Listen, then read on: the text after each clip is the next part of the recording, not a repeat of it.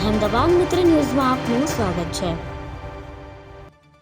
અંકલેશ્વરના Panoli railway station પર બનેલી એક હૃદયદ્રાવક ઘટનાએ મુસાફરોની સુરક્ષા સામે ગંભીર સવાલો ઊભા કર્યા છે।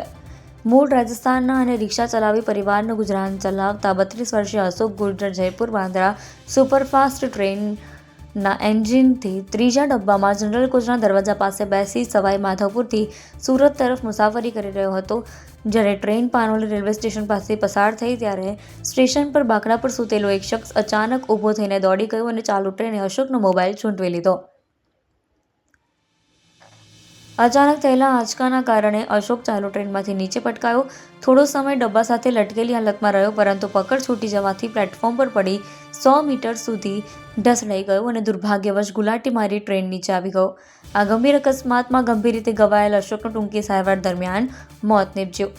આ સમગ્ર ઘટનાના રૂવાડા ઊભા કરી દેનારા સીસીટીવી ફૂટેજ સામે આવ્યા છે। ફૂટેજમાં સ્પષ્ટ દેખાય છે કે મોબાઈલ આંચક્યા બાદ આરોપી પોતાનું મોઢું સંતાડી ભાગી જાય છે અને થોડીવાર પછી પોતાના એક સાથીદાર સાથે પાછો આવી નીચે પડેલી ચીજવસ્તુઓ ઉઠાવીને ફરાર થઈ જાય છે।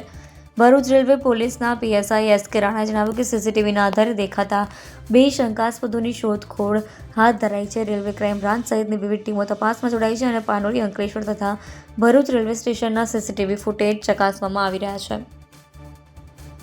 અહેમદાબાદ મિત્ર ન્યૂઝની યુટ્યુબ ચેનલને સબસ્ક્રાઇબ કરો અને બેલ આઇકોન જરૂરથી દબાવો, જેથી દરેક મહત્ત્વના વિડીયોની નોટિફિકેશન તમને મળતી રહે।